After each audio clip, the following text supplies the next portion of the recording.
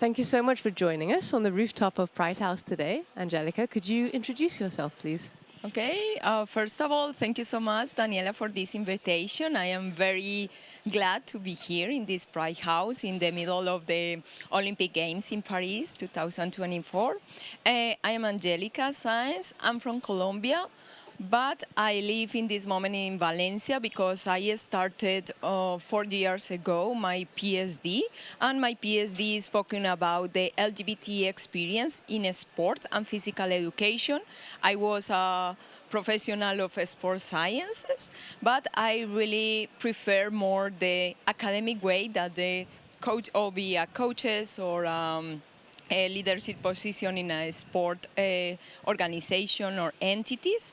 In this moment, I hope that this year is the final of to finish my PhD, and also I work as a sport coordinator in a LGBT sport club in Valencia that is called Samarucs. And also, in some cases, I am a researcher with the ENGSO. ENGSO is the biggest NGO, European of Sport, that is an umbrella association for national Olympic committees and sport confederation regarding the grassroots sport. And yeah, so I am an activist person for LGBT rights, and also I try to complement with the academics way. Wow, it's amazing, because in some cases when I was a physical education teacher in Colombia, I never think that I maybe could be transform myself in a really activist person. I only go for my home, maybe to stay in the schools, and in some cases I play. Of course, I am vinculated some ways to be an athlete as a football team in Colombia, and in a lot of years ago, I was part of the rugby national team, female national team in Colombia, but I never think to be part of the European movement in LGBT sport.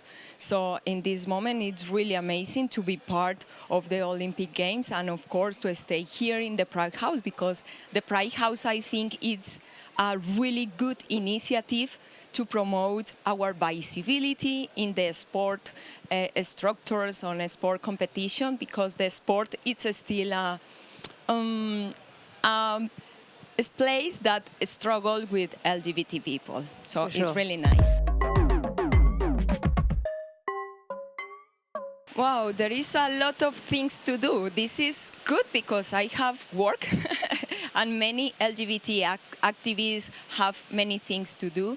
But of course, the lack of representation, the visibility, the maybe to try to put aside different wrong ideas about what is the meaning of being LGBT people is not only to reproduce the stereotypes that we have in charge in our backs for many, many years. And yeah, to try to confront the society, the beliefs.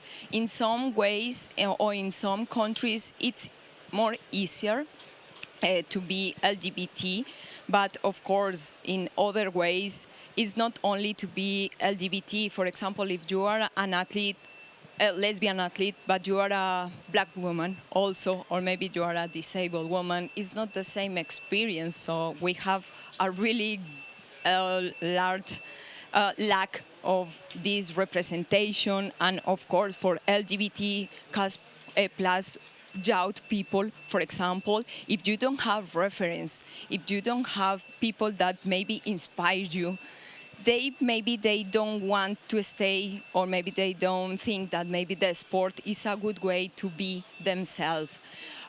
This is one thing, the lack of visibility. Of course, we need to struggle because it's still in 11 countries that be LGBT is like a death. And this is something really difficult to deal with that. And of course, in specific in sport, the restrictions for women and for transgender women and intersex women is something that we need to fight, because it's not fair, that situation. The restriction, it's only for women or for the bodies of women. And if you are a woman and you are very, very good, they say, maybe you are not a woman.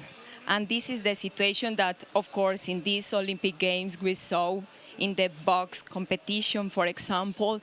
And in some cases, this is not too good because the people doesn't feel very authentical. For example, for the as athletes, it's really important the mental health. And if you need to deal with these struggles, not only for the competition, that it's a lot of tension for yourself, and maybe you need to deal outside with the media that they put, or maybe the social media that the spectators write, because it's really difficult, and maybe we need to stay more together. We need to do more real policies to try to transform this situation, and of course to provide the sport environment for all, I think. Of course, I think the most important thing when you do an academics a publication or academic thesis is try to transfer to the reality. So in this moment, I am conducting a mixed research regarding why they think in the physical education teacher in physical education class regarding sexual and gender diversity, because other studies show that, for example, the 67% of the students thinks that the physical education class is still a homophobic space, and it's a struggle because it's something that you need to go to be an educational field. And of course, the LGBTIQ people doesn't feel very comfortable in this physical education class. And of course, in some ways, I am working with some educational institution trying to do more awareness raising campaigns with the schools, and also to try to provide more training about to write protocols to attend, for example, transgender kids in class, and also some training and sensibilization campaigns with the teachers, because I was a physical education teacher for more than 10 years in Colombia, so I know the context, the environment, and in some cases it's too binary, this system. The boys plays with a ball, the girls plays with a rope, and they split, and the people that doesn't fix in these two groups, they feel like this is not my place. So maybe it's important to talk more openly about sexual and gender diversity issues with the physical education class, and not only with the directors or the psychologists in a school. And this is one side, because the physical education class is very influenced for the sport environment. And also I am working in some European projects trying to push a little bit in the European policies regarding LGBT people in sports.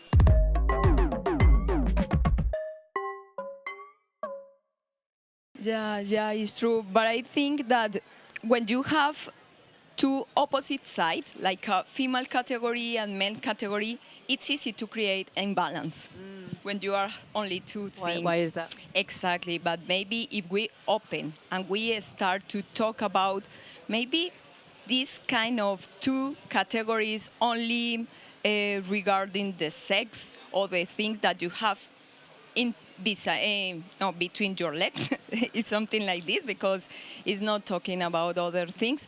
Maybe we need to update this old kind of way to create categories in sport. I usually think that the Paralympic Games, it's a good initiative to maybe, because there are some athletes that maybe they don't only evaluate one thing on one physical technique or physical characteristic, but they put in action different options to evaluate the people and maybe to categorize. And you know, there is a lot of medals that many Paralympic athletes can achieve. If we have more categories, of course, we need to evaluate in each sport what is better, because it's not the same situation in a team sport, like a football, the performance, the skills that you need, and it's really different the reality in swimming pool.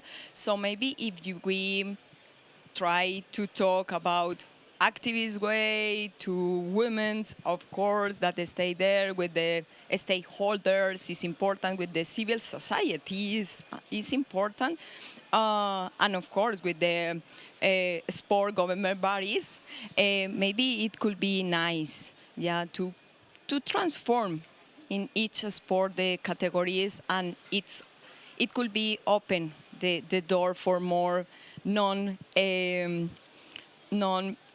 performative athletes or bodies, something That's like a really that. good point. Okay, I could say that maybe 2 years ago or three, more or less, when I decided to be more involved in LGBT issues in sport or in the movement.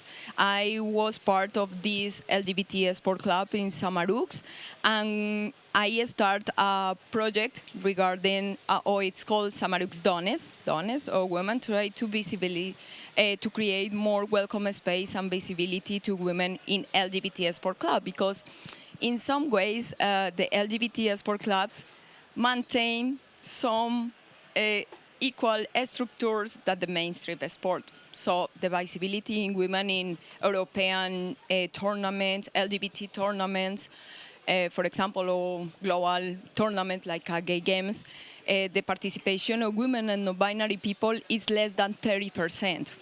And in this sport club, we saw that we were almost 11% of women, and we start with really effort to try to transform the reality, to did awareness raising campaigns, to open other sport on a specific activities for women and for non-binary people.